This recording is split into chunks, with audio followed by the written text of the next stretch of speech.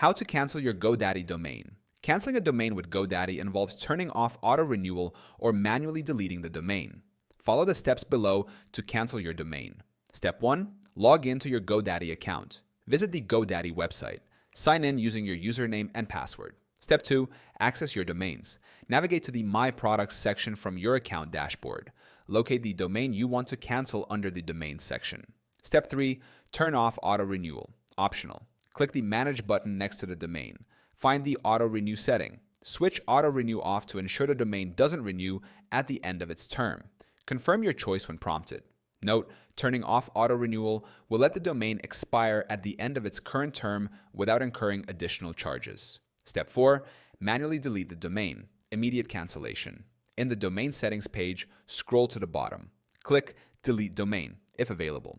Confirm the cancellation by following any prompts, entering your account password or verification code. Step 5. Confirm cancellation. Check your email for a confirmation message from GoDaddy. If you turned off auto-renewal, the domain will remain active until its expiration date.